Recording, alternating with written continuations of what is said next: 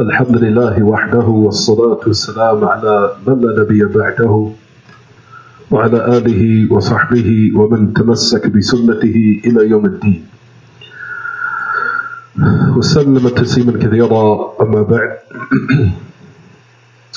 We continue in Buloogh Al-Maraam by the great illustrious Imam Al-Hafiz Ahmed ibn Ali ibn Hajar Al-Asqalani rahimahullah, who died 852 after the Hijrah of Mustafa alayhi salatu wassalam.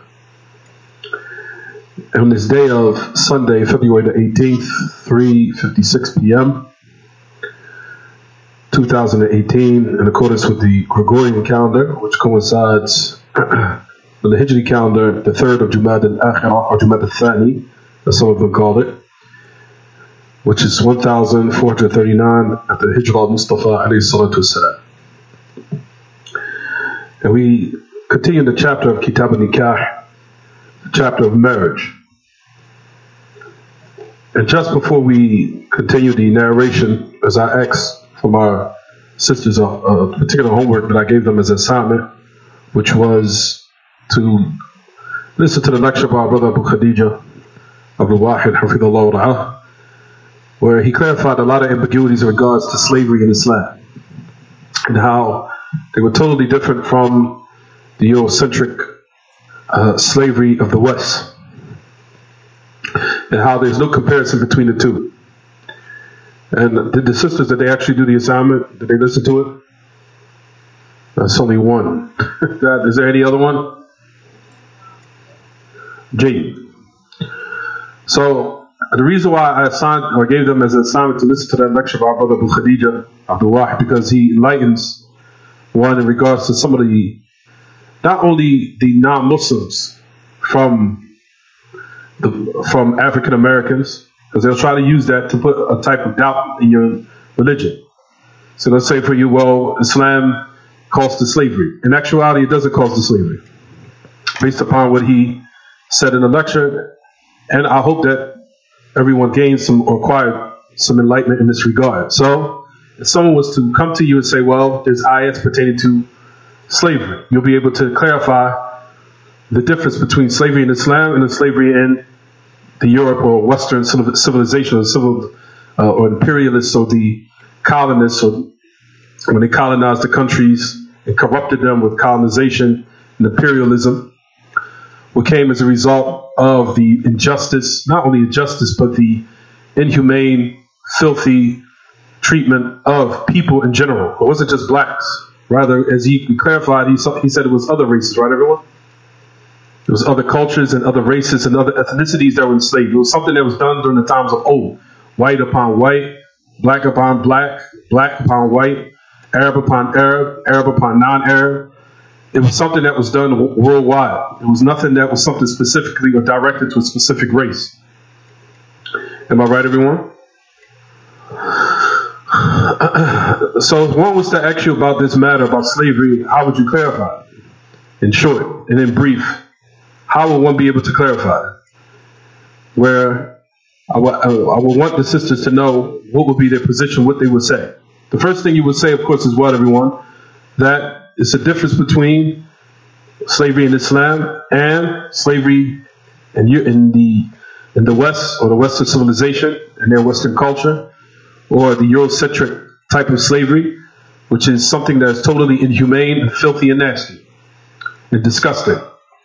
And what they used to do to people, as slavery only came in Islam due to battles and fights that might have broke out, in the protection and the preservation of the particular life from a battle that took place, then they would be taken as slaves. But as far as in Europe, they just took slaves, just as they say in the streets, for GP.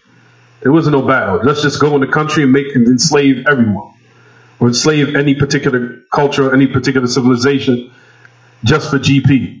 There wasn't no battle, just to do it, because it's lucrative and it's a big business. And it makes lots of money, and it was making a lot of money for the imperialists and the colonialists that came in those different lands. So we know that the filthy things that were done to slaves, that were absolutely inhumane and disgusting, Like to the point where some of the things that were done to them, you couldn't even mention on the microphone.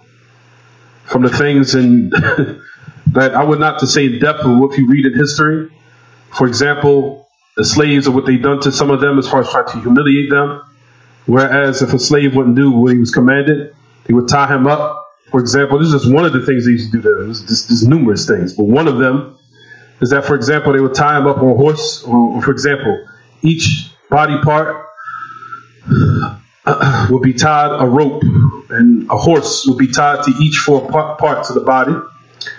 And as to set an example for the rest of the slaves to instill fear in them, they would tell the horses to go fast for each body part until they pulled his body apart in each different direction. And they would tell the slave, look, and if you don't look, we'll shoot you. Shoot if you don't look. So they will witness this, their person who was a slave, being done to him and tortured in this manner and killed in this manner. And all the other different ways they used to kill slaves, where they would make the families and destroy them by making the mother have sex with the son. And if they didn't do it, they would beat him to the point where they would cripple him. And all the nasty, different, filthy, more filthy than what animals do. From what they did of pillaging and ravaging and carnage and absolute disgust of what they done, not only to African Americans, but to other people. That there's no comparison to the comparison of the slavery in Islam. As we know, ultimately, when they are taken as slaves to the battle, if you notice all throughout the Quran, what does Allah subhanahu wa ta'ala say in His book? فَتَحْرِيرُ رَقَبَةً فَكُّ رَقَبَةً. On another ayah that we know, the kafarat, or the atonement for a particular sin. But now we won't say atonement, astaghfirullah, expiation. That was a wrong choice of words. The expiation for particular sins. We know, for example, in the month of Ramadan, when a person is intimate with his wife while he's fasting, what's the first thing Allah says? No. For your slave.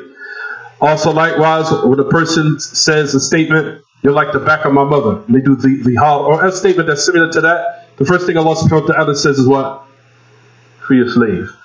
Also, likewise, so many different ahkam in Islam, where the first thing Allah subhanahu wa ta'ala what says? Free your slave. So the ultimate goal is for everyone to be free, not to keep them as slaves.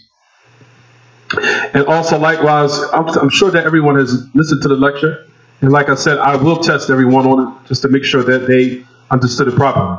But that lecture was very beneficial, very enlightening and informative. For that reason, I wanted the brothers and sisters to listen to it. So, if some shaitan comes to you to try to cast some doubt into your heart about your religion, you will know how to respond in a more scholastic-based or scholastic knowledge-based manner. Because it's not, like we said, we don't combat ignorance with ignorance. So a person would say, well, you got slavery in your religion. And then from that ignorant statement, as we know, a lot of the non-Muslims here, that especially in our areas, a lot of them, they make statements based upon it being non-factual. A lot of them don't like to argue with facts. They just get their opinions. So for that reason, you come with facts.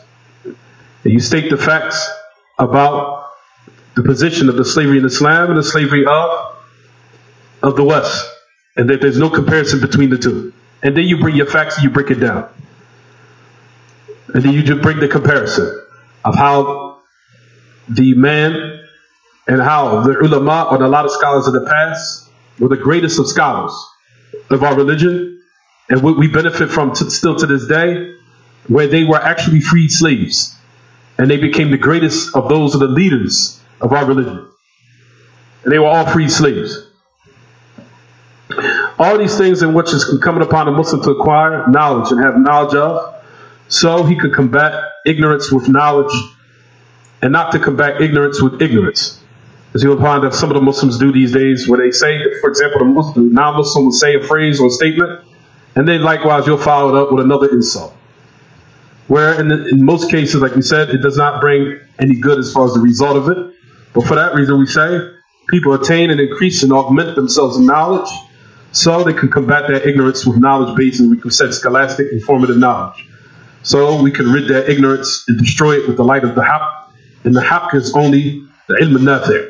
The truth is only beneficial knowledge.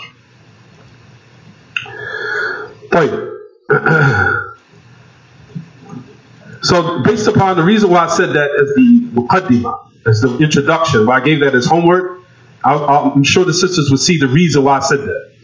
Because now we could get to this hadith of Jabir in your books, and you can understand. So a person will read this and he didn't listen to that lecture or have some previous knowledge of the affair. He will now read this particular narration and say, well, slavery in Islam, a'udhu billah. That's for a person that didn't acquire or attain the proper knowledge. So now you listen to the lecture, you now acquire proper knowledge, so you can read this narration and feel at ease. Am I right or wrong? Which is the narration here in your books where it says, any slave that marries without the permission of the one who's in charge of his affairs or his family, then he's a fornicator. You see it in your books? You see the narration in your books? So now that's the reason why I gave everybody that assignment. So now they read this narration, they'll know they can have a good position. So that's what I was afraid of. For that reason, I took precautionary measures, and I gave our sisters this assignment to listen to the lecture before we actually started the commentary or the explanation of this narration here. Fine.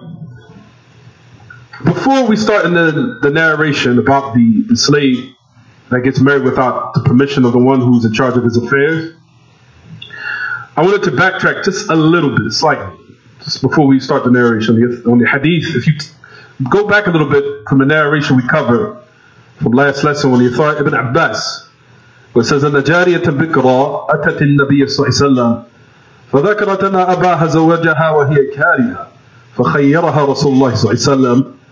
رواه أحمد. The narration we said that the young female who was a virgin came to the Prophet صلى الله عليه وسلم, and she mentioned that her father married her off, and she was in a state of karaha, that she hated. Either she hated the man who she was marrying, or she just hated the marriage in general. So it wasn't just particularly the person. It might not have been the person, but she just hated and detested the marriage itself. So the Messenger of Allah sallallahu alaihi wasallam gave her the choice to either what? To either continue the marriage along with him, or fasq, or to have it dissolved, to have the marriage annulled or have it dissolved.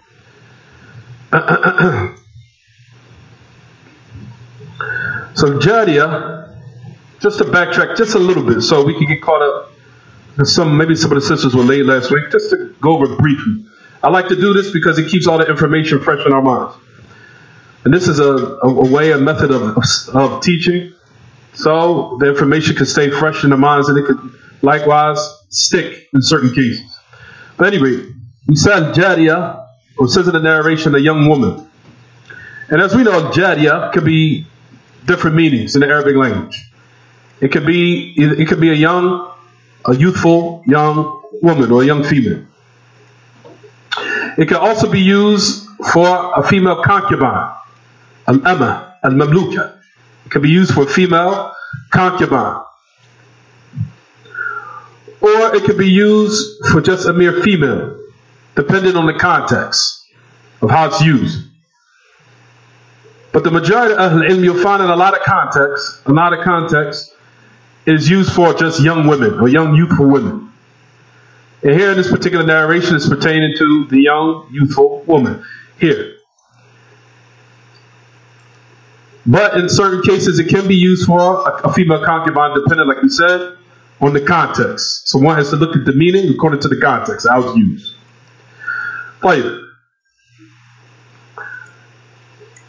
We already talked about this narration is on the level of husn, or it's hasan. The narration is sound. So there's no problem with its authenticity. Like we said, it is sound. Well, not authenticity, we would say it being sound, hasan. It's being graded as sound.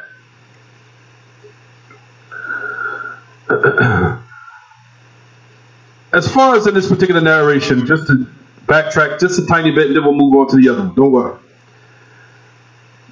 If you'll notice that the young youthful woman here who was a virgin, and she was of age to know what she wanted, right everyone? She was at the age where her mind was grown, she was set as a woman, and she knows what she wants.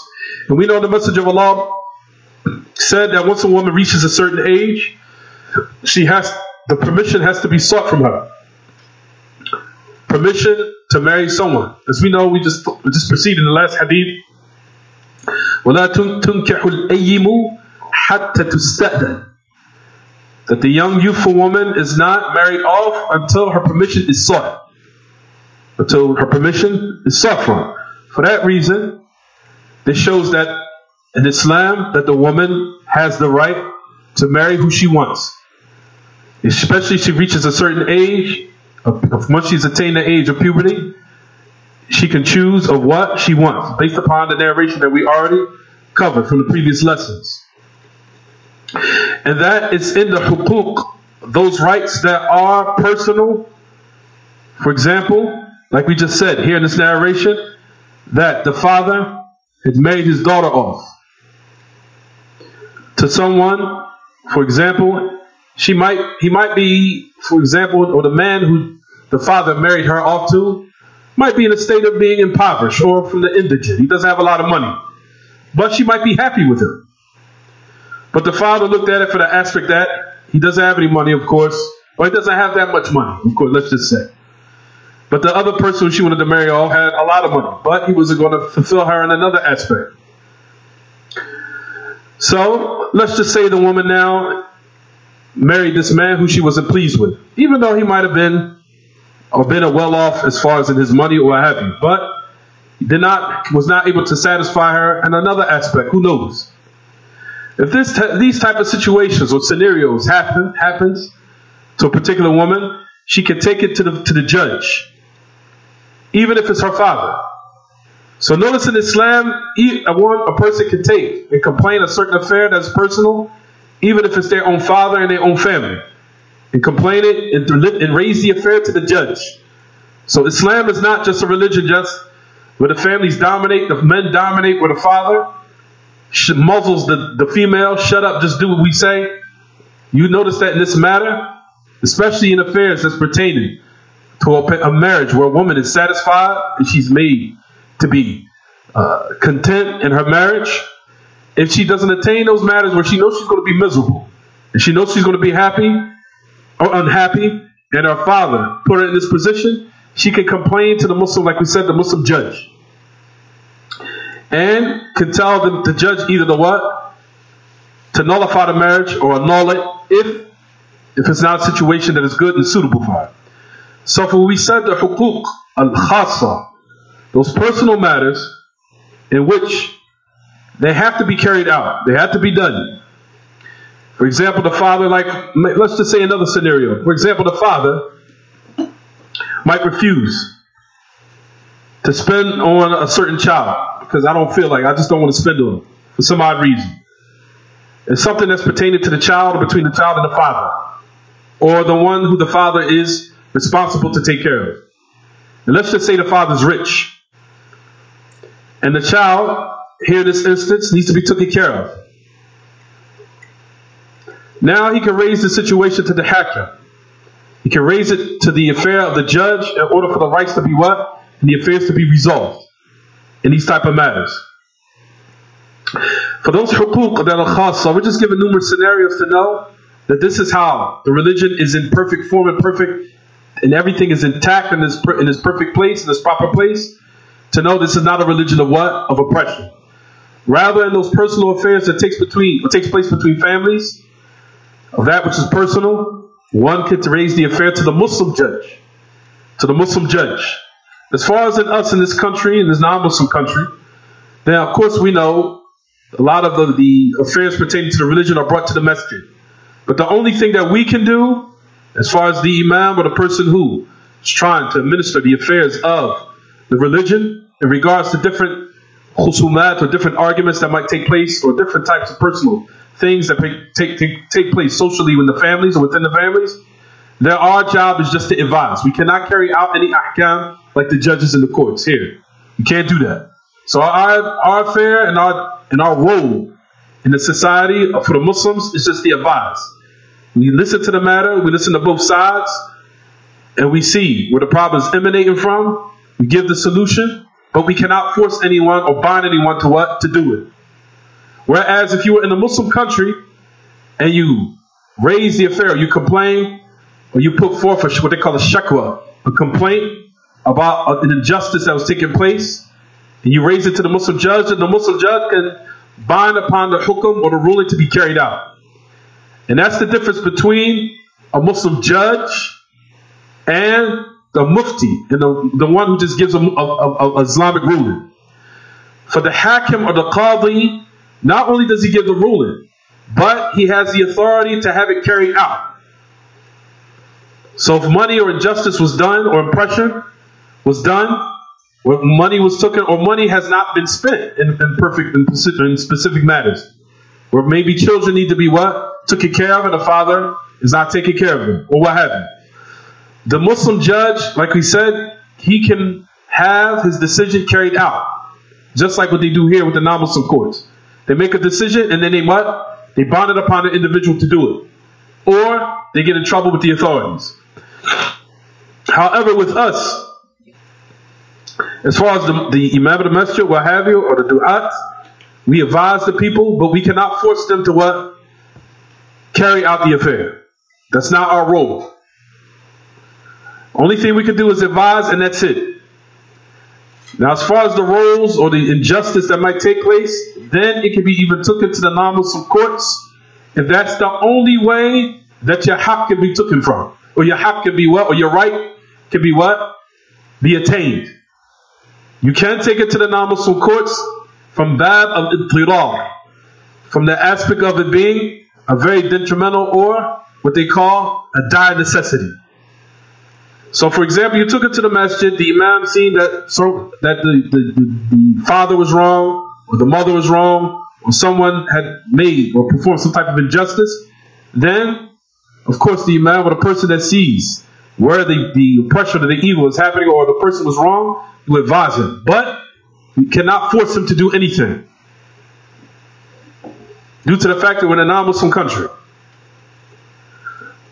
So we say to them, if you don't carry it out, and you don't return what you took from, or you did not handle your responsibility where you spent on who you're supposed to spend on, then take your affairs to the non-Muslim courts in order for your rights to be attained. But that's only for the affairs where it's a severe dire need. And you'll find that Ahl Ilm do mention this, that if something was taken from you of injustice, and we try, for the most part, not to involve the non-Muslims in our affairs. We put forth the utmost effort. But due to the stubbornness of some of our brothers and sisters, then it's forced. They had no other choice but to raise the affair to them. But we try not to stay and be humiliated in front of the non-Muslims, where you find a sister with a face veil on standing in front of a non-Muslim judge, and then you have a man who has a thobe on standing in front of a non-Muslim judge. And what's so humiliating is that I heard the story of what happened between two Muslims, the female and the male. They went to a non-Muslim judge to the point where he humiliated both of them and said, "Don't you guys have the religion of Islam?" I said, "Don't you have Islam? Doesn't Islam tell you what you're supposed to do? Why are you even here?" That's humiliating that a non-Muslim has said that to two Muslims. Basically, you already have knowledge of what you're supposed to do. Why are you not doing it? You know exactly what you're supposed to do. What's the problem?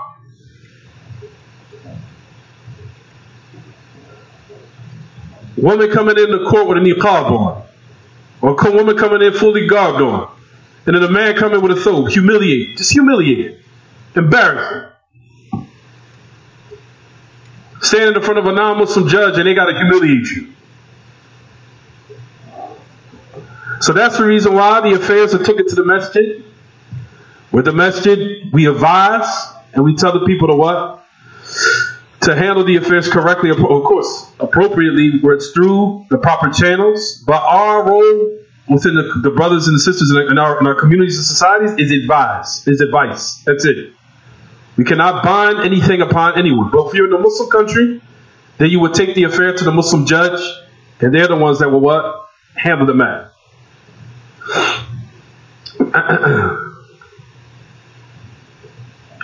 But at any rate, this particular narration, where the Prophet ﷺ for the benefits that's extracted from it.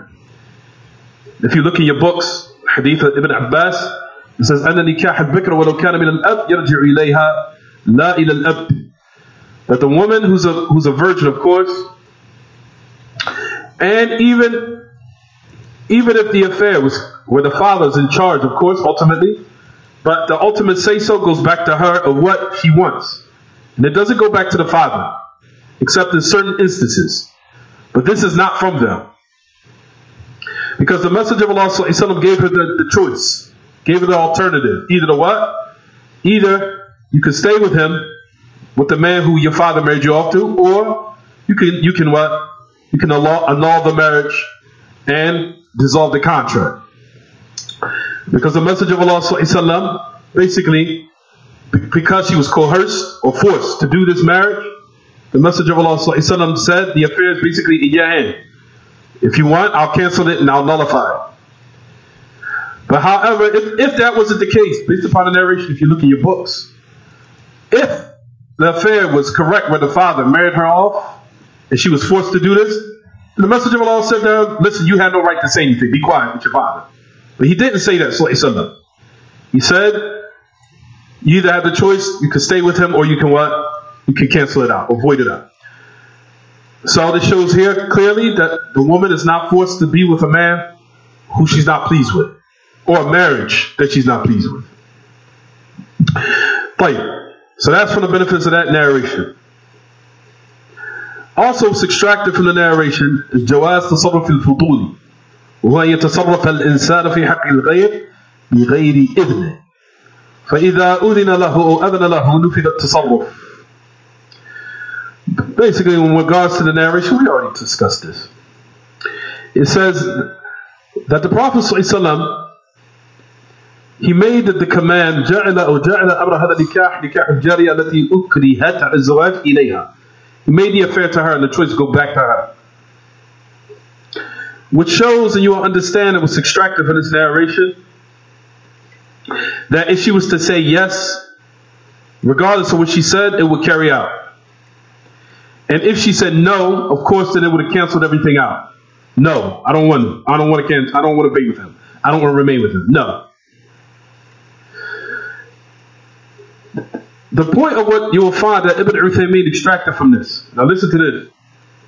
He says, if this is in marriage, due to the fact it's of high level of danger. Why has he said danger? Why? It's because it's pertaining to the private parts and the preservation of or the chastity of the private parts, and keeping them chaste, and keeping them chaste, and making sure they're not fall to haram. So that's why you find that the ulama, in regards to the marriage, they say danger. Because the private parts can either be utilized, like we said, of that which is halal or haram. If this is haram, then it's dangerous. It's extremely dangerous. Of course, as a matter of fact, it's to the point where we said that Allah's anger will descend upon a person. So in regards to those affairs that are very, very tedious and dangerous, because it's pertaining to the rights, firstly, of the private parts, being halal. And secondly, of course, bringing families together and raising and bringing people together. He says, if this is the case in regards to marriage, due to the fact it's of this magnitude, he said, for other than that, from other contracts, it's for all the more reason that a person has the choice. For example, now this I want everybody to listen to this. Upon this, so we say, like, for example,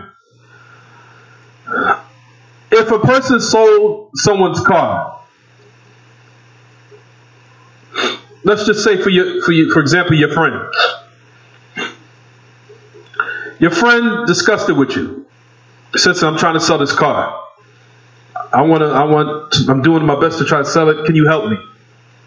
He said, yeah, of course. You help me sell it. If you find someone, you can sell it too. Whoever finds it, you find somebody first, or I find somebody first, sell it to them. If a person makes this statement, even though your friend is not the owner of the car, but you made this statement,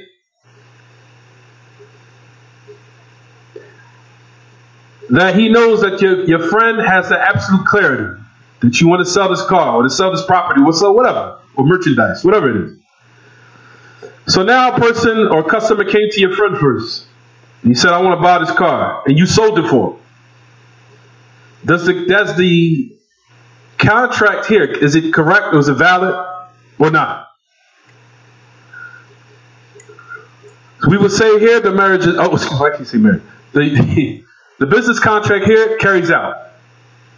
It's correct. As long as the friend knew that what he was doing, and it was clearly indicated that he could conduct and that merchandise based upon what he said or his friend said to him. If that's the case, then he can sell it. And the contract is is valid as far as the business contract or the contract that was made in sales transactions. So in those particular sales transactions, that's a whole other chapter which we'll discuss. But he's just saying that if this is the case, that your friend knows, and you made it clear to him, saying, listen, you can sell it too.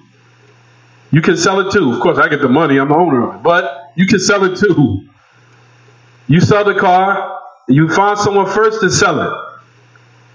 So he sees from his friend, like we said, that he might have found someone, or he's able to discuss and advertise way better than the owner or the person who owns the car. So some customer comes to your friend, gives him a good offer, your friend sells it. Then, like we said, the aqd al-bay' or the contract or the sale transaction here is valid. As far as in regards to sales and merchandise, we'll talk about that in detail on another occasion, because this has a lot of different types of different types of scenarios. I don't want to go too deep into this because that's not the topic of today. But as far as contracts, whether it be marriage or whether in regards to sales transactions or merchandise, all that will come in its due place, inshallah. We'll talk about that. But as far as from these narrations, this shows how Islam, that it always is a religion of justice. And it always aids the person who's being oppressed. Never aids the person who's the oppressor. And the only way that the narration of the Prophet ﷺ of aiding the oppressor is talking about explaining of trying to get him to stop his oppression. That's the meaning of aiding the oppressor. Aiding the oppressor is to try to convince him to stop the oppression. But hence, Islam aims towards raising injustice in every aspect, in every manner, based upon this narration that you see in your books. Even if it's upon the closest person to you, whether it be your father, your mother, your son, or whoever, or your sister or your brother. If they fall into oppression, then we know Islam likewise always aids the oppressor where they try to remove the oppression. And this is from the examples of that in this narration here, where the Prophet ﷺ gave the woman the choice to either remain with the man or to cancel it out, avoid it out. Right, everyone? So the Messenger of Allah ﷺ gave her this choice to keep these narrations memorized. Because like we said, they will be your ammo. And when we say ammo, we don't mean bullets. We mean knowledge. They'll be your knowledge so you can combat ignorance when people try to come, especially the Orientalists. They try to come with narrations in order to cast doubt on the Muslims. See, women are coerced to force. There's arranged marriages in Islam. And, women are forced to marry people who they don't like and what have you. Then you show them this narration.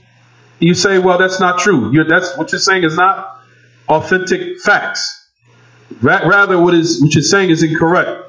And it's only a specific instance where a woman is married, a young female is married off that does not know what's good for her, where the father might choose.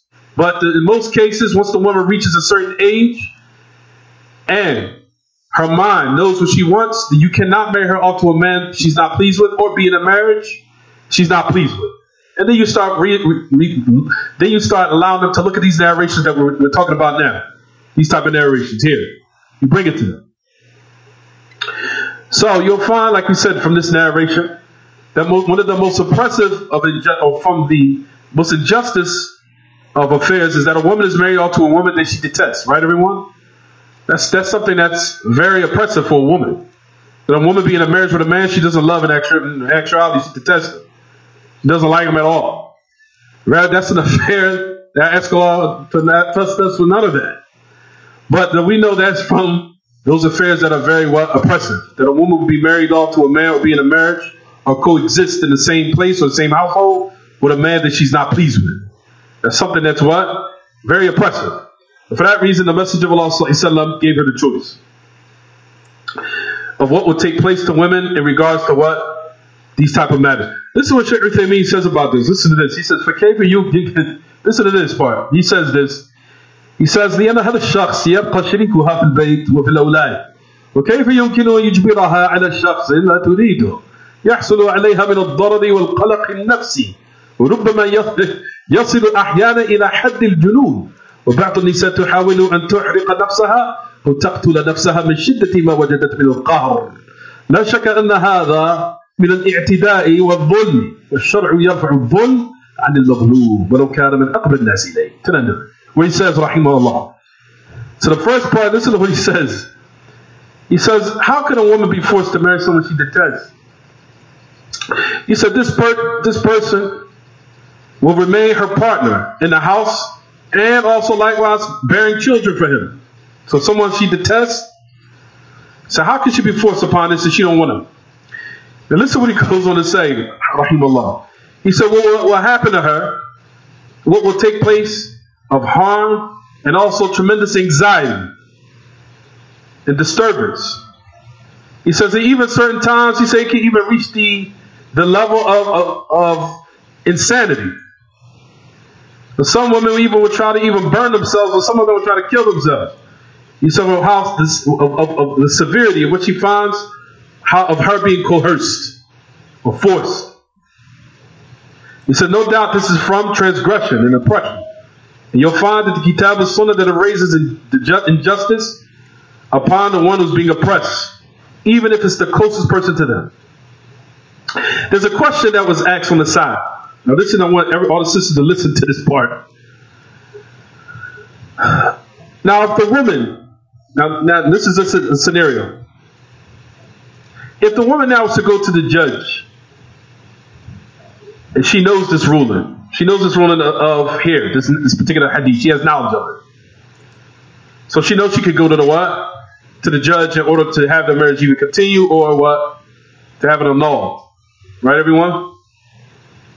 Now listen to this question. Let's just say, where is it at? Let's just say she went to the judge and she was claiming that she was forced after he consummated. After she consummated. Keep in mind, she knows this hadith, she knows this narration. She knows she has the right to go to the judge. So she went to the judge after the fact, even though she has knowledge of this hadith, after she consummated. And then you have a scenario where she goes to the judge before she consummated. Which do you think will be acceptable? Is it both or is it just one of them?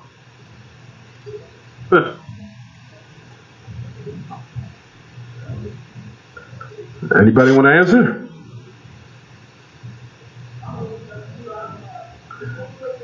I'll say it again. If a woman now, of course, she has knowledge of this hadith. She has knowledge of what the Prophet ﷺ said. Okay. She got married to a man. She has knowledge of the hadith. She hates the man. She doesn't want to be with him. She doesn't at all. And she has knowledge of this hadith. Let's just say this might put a little bit more clarity in the matter. She has something of an ulterior motive, and she wants to play a game. Now, I think that should probably now put shed some more light. So she has an ulterior motive. And let's just say the father did force her, but there was ulterior motive somewhere behind it. Or father may or arranged the marriage. Let's just not say force. What it looks like is she was forced. It looks like it. So everyone would probably think that she was coerced and forced to marry someone she didn't like. So that's what would be obvious for what happened. But there's ulterior motive taking place. Something mischievous and conniving is behind this. With the let's just say the father and the daughter that was married off. So now she got married and was in this arranged marriage, and she was forced, let's just say forced. She was arranged. The marriage was arranged, so she consummated. Then afterwards, she went to the judge. I want the marriage annulled. she's not given a good reason. Why? I just wanted to know. I was forced. I didn't know. Or whatever. She's playing game. Play it. So now the judge looked into the affair. If a woman now knew these hadith and she knew she didn't like the man from the beginning,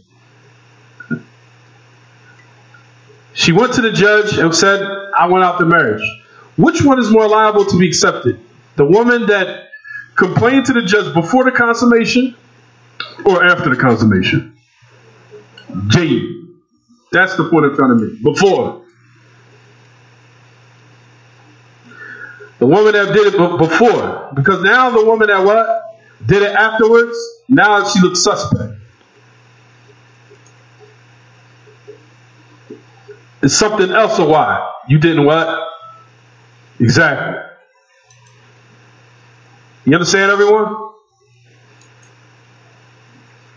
So in this case, particular case here, even the Ahl Ilm mentioned and say that it's not acceptable after the consummation. No. Don't try to claim, oh, it's forced. I didn't know, forced. The marriage was arranged. So why you consummate? And you coming to the judge now. So you knew you could what? Come to the judge. So you come after the fact. Something suspect about this. So in this case, the judge won't accept her annulment or her offer for this the marriage to be dissolved unless she brings something of clear evidence. Other than that, it will be rejected. But this is just to let you know how Islam, how perfect it is, and how it is able to examine the affairs of the people, even though they try to play games.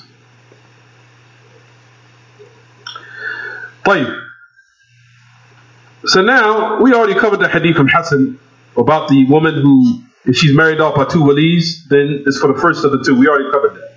So now let's jump back to the hadith about the slave. Let's jump back to it. So go back to the hadith of Jabir bin Abdullah, where it says any slave that's married off without the permission of the one who oversees his affairs, then what? Then he's a fornicator. How's it written in everyone's book? A fornicator? J. So if you look at the hadith of Jabir bin Abdullah, and I want to get to the narration of Abu Hurairah too, if we can today. Jabir bin Abdullah, that the Messenger of Allah said that أيما عبد تزوج بغير إذن مواليه أو أهله فهو عاهر. We already said it in English. رواه أحمد أبو داود الترمذي وصححه وكذلك ابن حبان. So the Prophet ﷺ generalized. He said any abd. And he put emphasis on it. That any abd, and we said slave here, as far as the male is called an abd or mamluk. And we'll talk about the different names in the Arabic language later. So we don't need to get into that right now. Fine. The word mawla in the Arabic language, as you notice in the Arabic it says mawalihi. Mawali. That's the plural form. Mawali. Mawali.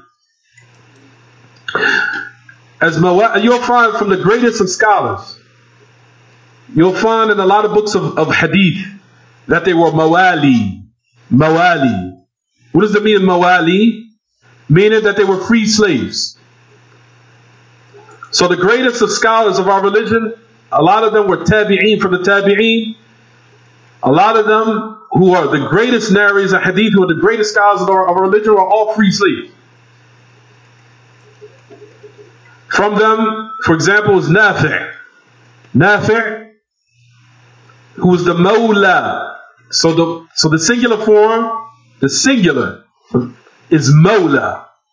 The plural is mawali.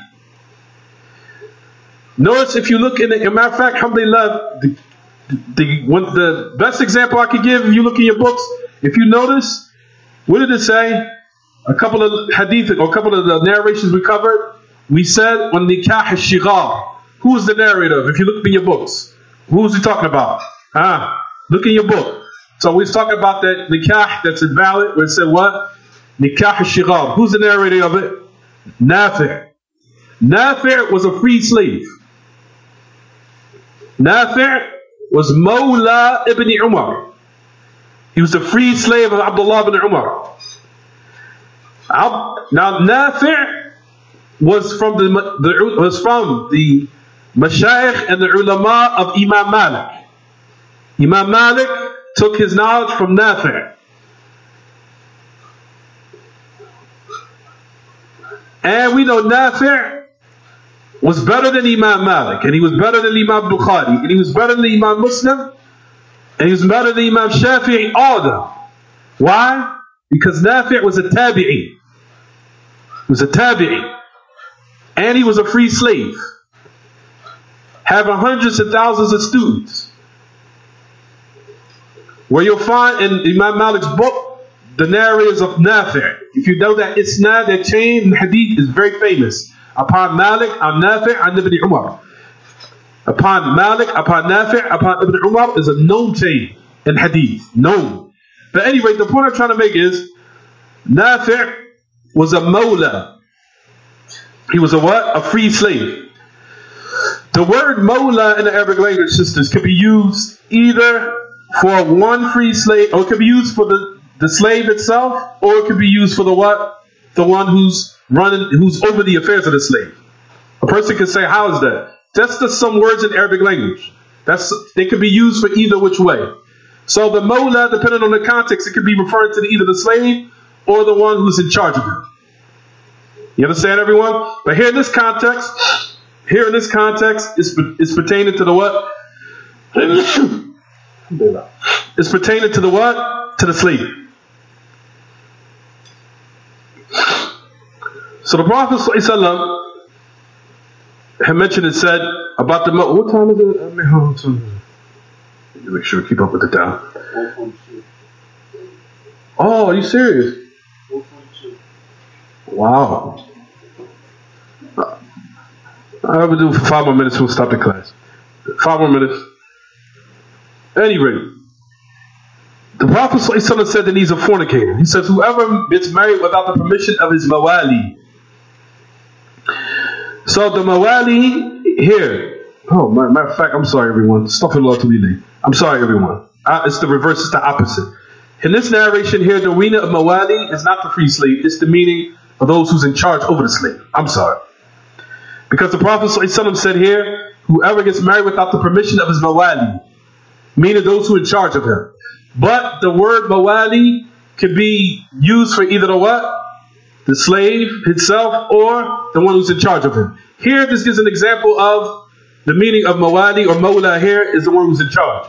The hadith of Nafi', that you'll notice that I would say mawla Abdullah ibn Umar, the free slave of Abdullah ibn Umar, which shows the example of what? The opposite.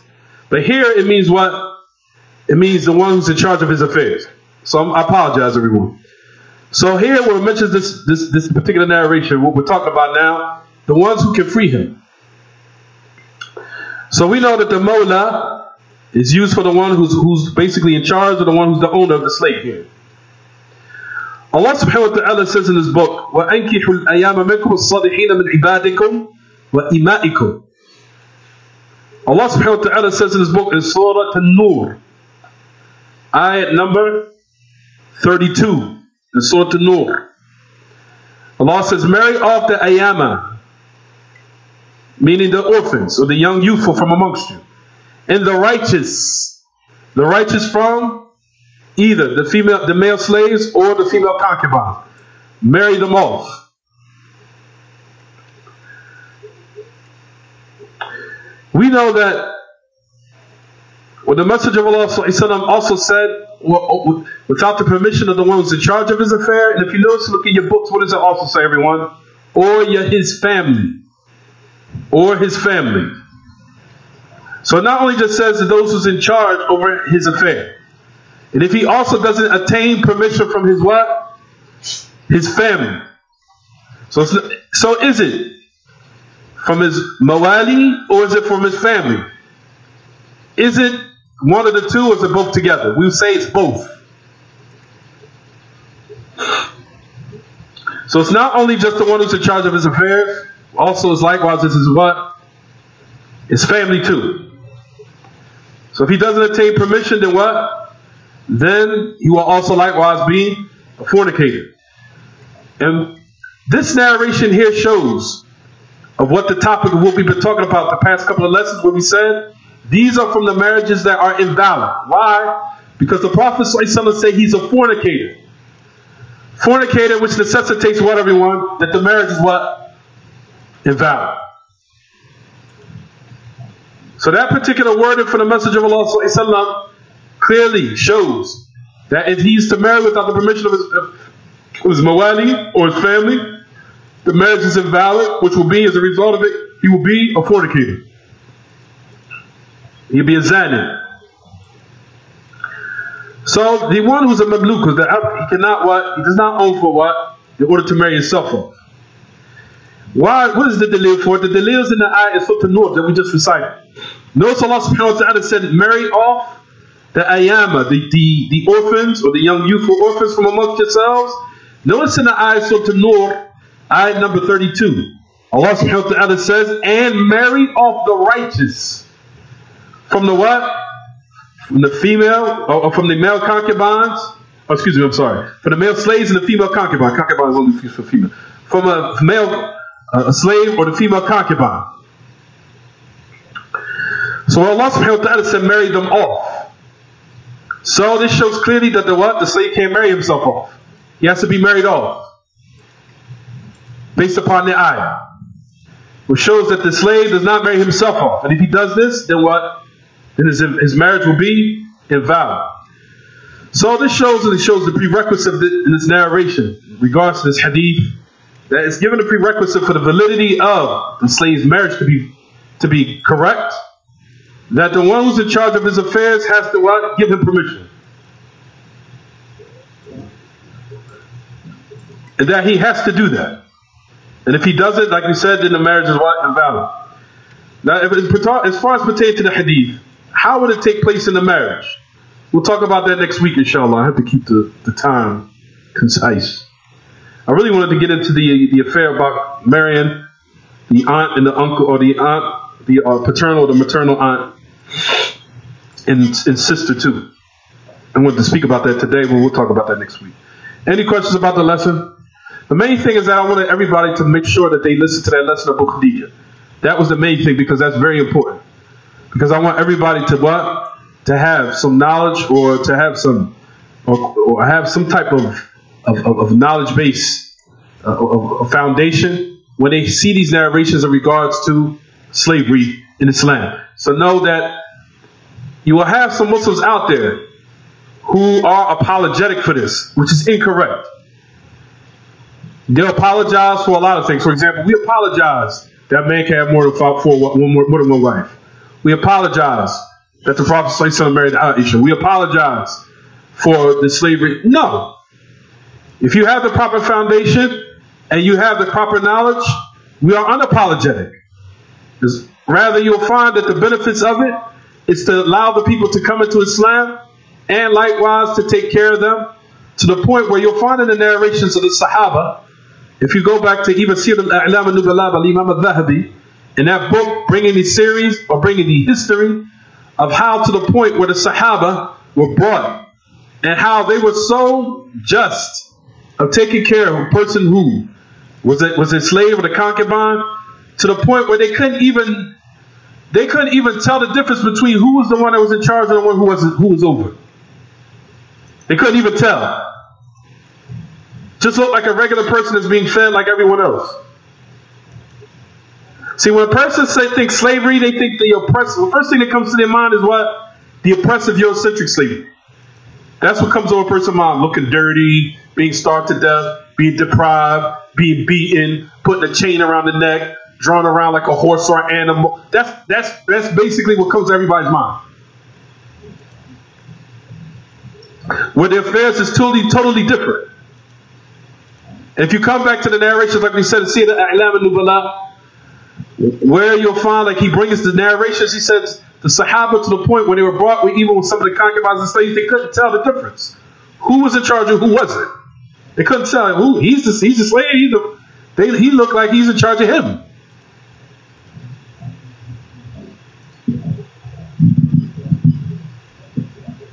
And ultimately, the goal, if you find all throughout the Quran, the ahkam of what? The ultimate goal is for people to what? To have their freedom. For example, the hukm of the mukataba, which we'll talk about that on a later occasion, where Allah subhanahu wa ta'ala says in the ayah, فَكَاتِبُوهُنْ إِنْ عَلَمْتَ فِيهِمْ خَيْرًا. Give them that mukataba. Mukataba is a type of, it's an ayah in the book of Allah, where Allah says, give them the mukataba, meaning the slave or the concubine, give them the mukataba. What is mukataba?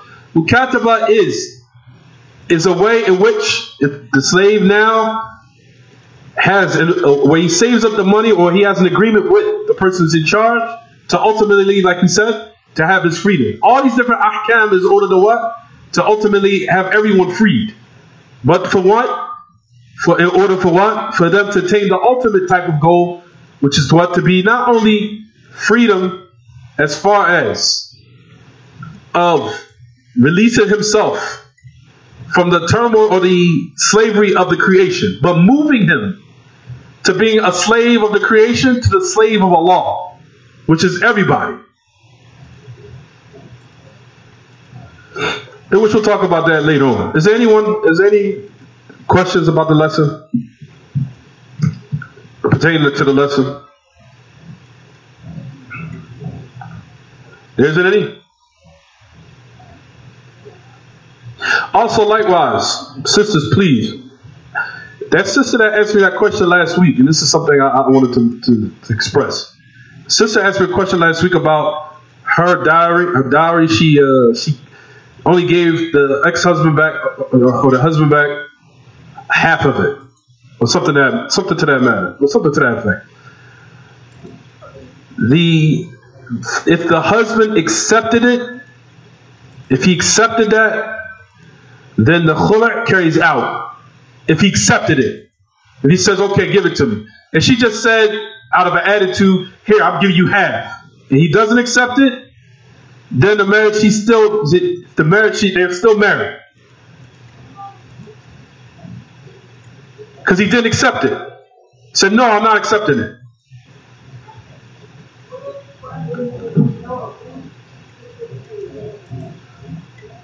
No, if the man says two things, I'm going to say this. If the man says, "I grant it to you, I give you the khula'," right?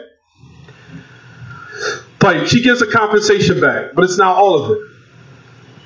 And he says, "I'm not accepting this. I'm not accepting it. I'm not accepting this dowry. You give me all the cash, you give me all of it. I'm not accepting this." If he said this out of his mouth, "I grant it to you," but you say, "Well, here's half the dowry. Here's half." He gave her half, or she gave him half. He said, "No, I'm not accepting that. I want all of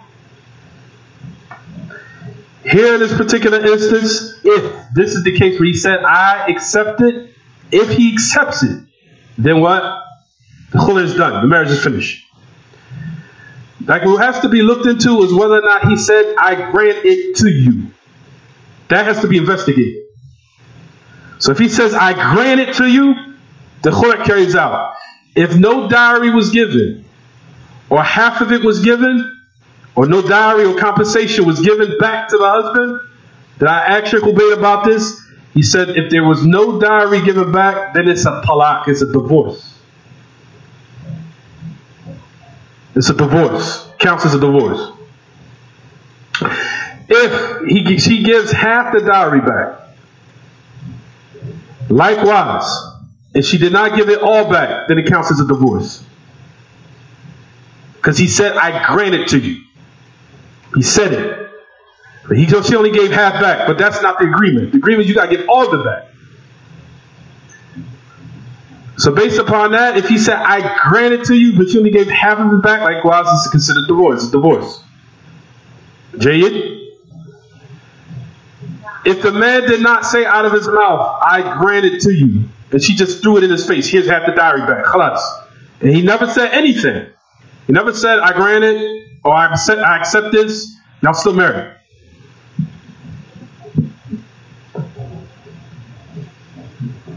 If he never said, I accept it, or "I grant it to you," or "I accept this dowry even though you only gave me half," if he did not say that, "I grant it to you," he never said that. Or, "Yes, okay, you can have it, I grant it to you." If he did not say this, the marriage is still married. It's the reason why we tell people to, when these affairs of divorce and khula and all that, people need to be calm and kept and tranquil when these affairs happen.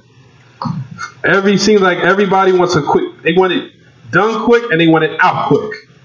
That seems like that's the problem with the whole ummah in general. They want it in quick and they want out quick. I want to get married real quick and I want to get out of it if it ain't working out real quick. Then when you get out of it, you regret it. Then you either find that you either still married to the person while you got married to somebody else, and on top of that, you might find you pregnant while you're still married to somebody else by another man, or you might even find that you're still in love with your previous husband, and you may got into a marriage with another man, which happens a lot. Due to the fact that women are emotional, when they're emotional, Shaitan plays with you the best. Shaitan loves to play with women because he knows they're emotional, and he likes to play with their minds, which usually comes as a result of it. They make a split decision at the last moment. Then, like you said, they regret it in the end. Get themselves into a whole bunch of turmoil and a whole bunch of problems. Then they want the message to come get involved. Jay, tafadhal.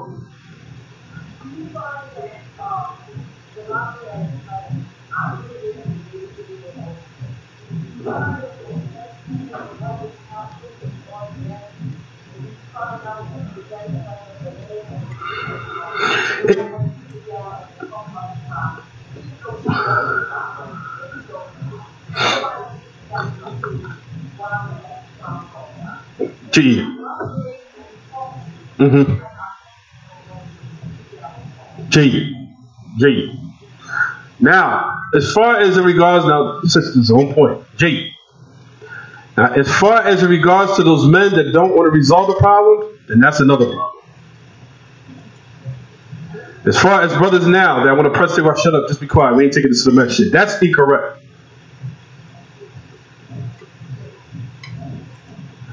That's incorrect. Now, as far as in the sittings that I've had history, because I could probably count about over 100 marital problems where I had to resolve them. I would say it was half and half. It was women and men both. Men, of course, in situations where women, I think they were a little bit hasty. In certain situations that they could have been patient. And then I found vice versa, where some of the men were really being oppressive. They truly were being oppressive. Basically, they were looking upon a woman like, you're just a woman, shut up. Basically, like, go ahead. Nobody going to listen to you, take you seriously, you're just a woman. Like, they had that attitude. And I had to correct them on that. Like, listen, if you treat this woman like this, know for sure Allah's going to test you with having daughters. In the same manner how you treating her, would you like somebody to be doing this to your daughter? Or somebody to be doing this to your mother or your sister or whatever? To be treating her like this, like she's basically some airheaded commodity that don't really know. You're just an emotional dumb woman that don't know what she's doing. Just you incompetent, get out of here. That's basically some men's attitudes, which is incorrect. So, for a man that does this, then by all means, we have to advise him and we have to tell him to what? This is incorrect to be treating a sister like this. This is oppression. And for those men that don't want to raise their affairs to the masjid so it can be held and done properly and have it resolved, then, like we said, likewise, then that's oppressive for the women. And what men have to be very, very careful of who they oppress. Like we said, to the woman, she feels like she has no other choice, then she'll start making dua. Then when those du'as and supplications where women start raising their hands, then the man start realizing bad things start happening in his life, where everything is becoming problematic for him and a lot of bad things and evil things are happening to him, then he has to reflect on what his hands put forth. You're oppressing your wife or you're oppressing someone in your household that you shouldn't be, then, like we said, you have to reflect on what you've done. So those men that have done this, that don't want to raise their affairs to the masjid so it can be done properly, so the problem can be resolved, so they can have some type of reconciliation, then those men, we are very, very, we condemn them highly. We shouldn't do that at all. But in a lot of cases that I have seen where women were being very and highly emotional, or you see Shaitan was in her head, where Shaitan was playing around with her emotions, just had her emotions on. It's like you can see Shaitan was just in her head, but not allowing her to see for certain things seeing what basically Shaitan opening her eyes up to see the faults of who this person is, see his faults more than see his good. So now the marriage could be what? Be finished. And then as a result of it, you'll find that there's situations, and I've seen a lot of these happen, where women get into situations where what she got into was worse than what she had before. And then she realized that maybe I could have been patient with my prior situation. It wasn't all that bad. It wasn't. I could have been patient. You'll find situations like that. I had to tackle that, and I gave advice to sisters to say, sister, I'm afraid that you're going to leave this man, and he's going to move on, and then you're going to get back to this person, you're going to try, and it's going to be gone, the door going to be shut, and you're going to regret it. Just be patient. Start opening your eyes up and your thoughts up to everything he's not doing, and letting Shaitan play with your mind, thinking that there's something out here you're missing. And then you find all in all, there's nothing out here really. Truly, really nothing out here. You just have to what? You have to try to now, as I talk to, even me and Amir was talking about this. And even we always talk about this. This scenario is correct. People always look at the people's grass being green. Everybody always look outside. I want my grass to look like that. I want it to look like that. I want it to look like that. I want my grass to look like that. You outside looking in, not only that, but you don't know what they do in order, you don't know what they go through and what they do to put in of nutrients to make their grass look like that. You don't know what they do. And what they do to what? Both sides give nutrients to it, so it can look green. But women outside looking in, they think it's the man making it what? Look like that. It's not the man making it look like that. They're working together as a team to make it look like that.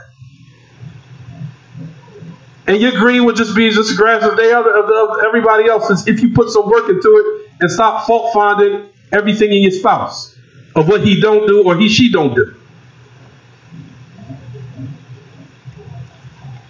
So for certain instances, especially in Philadelphia, there are some men out here that I've tackled where I advised where they were on the street. You understand? I've been having a couple of brothers. There hasn't been a lot of sittings for the past 5 months. But more than likely, I think it is going to start soon.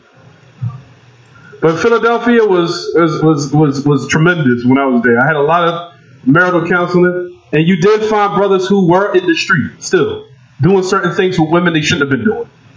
You do find that. You do find men that was doing things with women they shouldn't have been doing.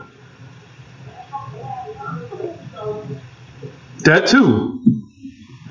But alhamdulillah, common sense is only attained through years of maturity and also experience. That's how you attain wisdom, and that's how you attain what? That's how you know the tricks and the trades of men when they're doing something sneaky. Older, mature women can see it. Younger women these days that haven't been cultivated, they can't see it. And it's sad, but these are the games that men and women play. These street games, these mind games, to do things under the nose of our spouses to think they don't know. But women truly know, especially when a man's pattern changes, that something's going on. What you doing?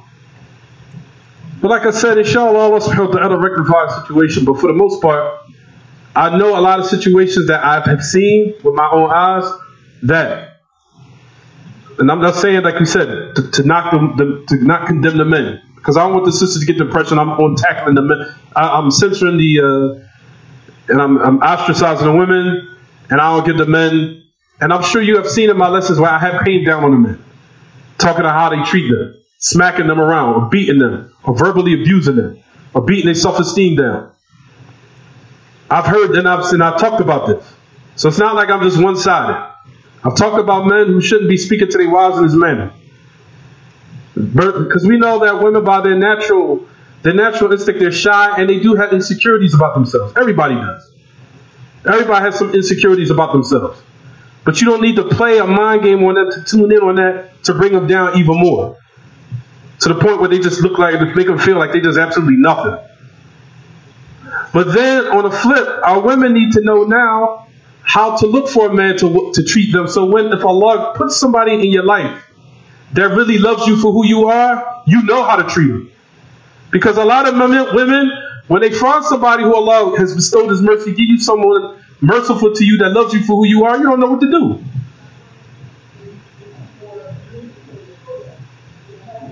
Absolutely, that happens too. That does happen. So that's what I'm saying. All these things are scenarios, a part of our communities that it needs to be resolved. And they need to be tackled. In which, like I said, I'm trying to work on some type of way. Once I get more staff and more help, maybe be other classes where we can dig into the minds of people so they can know how to treat someone. When if Allah grants you His mercy and He gives you someone, put someone in your life that loves you for who you are, you will know how to treat them. Because like we said, some women and some men have been beaten down and mistreated by so many women. So that's to the point, that's all they used to. So now what they do is, a lot of our spouses in our households, a lot of us, the men and the women, they're so used to abuse, that's what they look for. They like the abuse and they like the drama. So and I know this because I spoke to brothers about this. They will think that a man that treats them with respect and talk to them with respect and integrity and saying things like I love you and things like that, they start looking at, what's wrong with you? You soft. No, but the point I'm trying to make is, I understand it. The point I'm trying to make is that this is what our people look for. They look for abuse. Our people get so used to it, that's what they look for. And they think that's supposed to be practical. That's supposed to be normality. It's not. You're not supposed to be in a relationship trying to look for someone to mentally, verbally, physically abuse you and think that's a real man. A real man is a man who pushes me against a wall, grabs me by the neck, and screams and hollers. No, that's not a real man. That you trying to bring that out of him is even more evil. Because you think that in your mind, that's a real man. That's not a real man. And likewise, the opposite of vice versa. Men should not be looking for these women. That's dramatic. Because I did hear men say out of their mouths, I like them a little drama. And I'm looking at them like, what? I did hear men say that out of their mouth. I like them a little dramatic, a little crazy. I like them a little... And I'm looking like, oh, okay. So this is the things that I'm saying. These are the mental type of things and realities we're trying to change. To let the people know that this is not the norm. This is not what we should be looking for. And nor we should try to bring this out of our spouses. We shouldn't be trying to bring evil out of one another. We should be trying to bring the best out of one another. To bring each other, to bring the best out of one another, trying to suppress the evil in that person. Now, rather, we do the opposite with each other. We try to bring the evil out of them and suppress the good. So that's like I said, inshallah, Allah subhanahu wa ta'ala rectify all of our affairs. هذا وصلى الله وسلم وبارك على نبينا محمد وعلى اله وصحبه سبحانك اللهم وبحمدك اشهد ان لا اله الا انت استغفرك واتوب اليك. آمين.